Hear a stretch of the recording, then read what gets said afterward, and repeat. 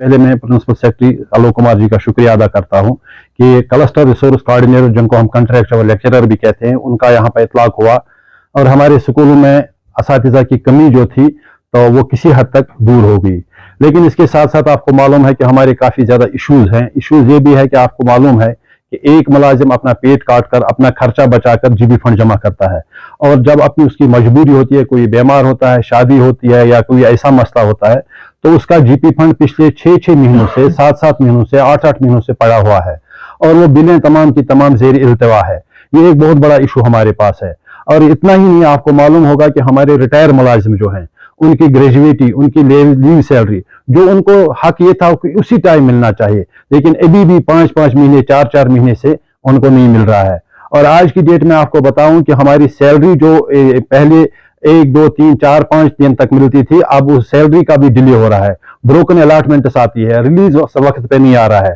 तो मैं आपको कहूं कि एमडीएम जो इस वक्त महकमा तालीम में एक बहुत बड़ा मसला बन चुका है, हमारे मार्च से लेकर अभी तक एमडीएम के जितने भी इंक्रीडेंट चार्जेस है, कुकिंग चार्जेस है, कंटीजेंट पेड का मसला है, अभी तक ये मसला हमारे यहाँ ज़ेर इल्तिवा है, उसका कोई भी पैसा वागुजार नहीं किया गया है।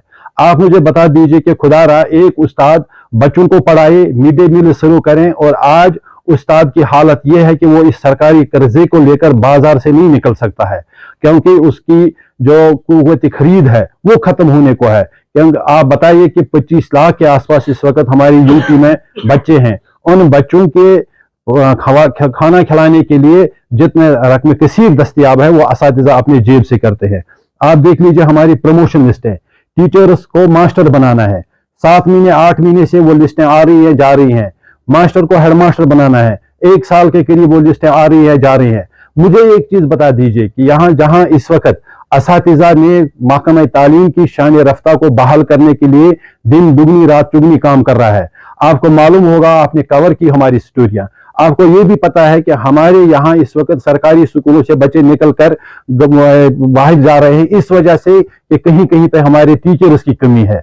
हमने एनरोलमेंट ड्राइव चलाया, वालिदैन ने हमारे ऊपर एतबार किया, अपने प्राइवेट स्कूलों से बच्चों को निकालकर सरकारी स्कूलों में उनका इंदराज कराया, और आज की डेट में आप बता दीजिए कि हमारा जस्टिफाइड ह्यूमन रिसोर्स डिस्ट्रीब्यूशन नहीं हो रहा है। किसी स्कूल में बच्चे कम, असातिज़ा बहुत ज्यादा। कहीं ऐसे भी स्कूल है जहां 200 के करीब रोल हैं, 4 उस्ताद है, मिडिल स्कूल में 9 क्लास हैं।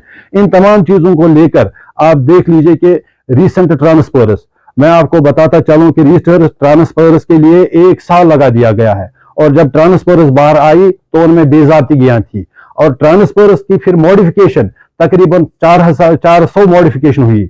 भला ये कोई बताए कि अगर ट्रांसफर्स हुई, अगर ट्रांसफर्स के बाद फिर मॉडिफिकेशन क्यों हुई?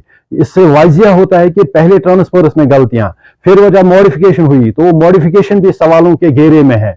हम आपकी वसादत से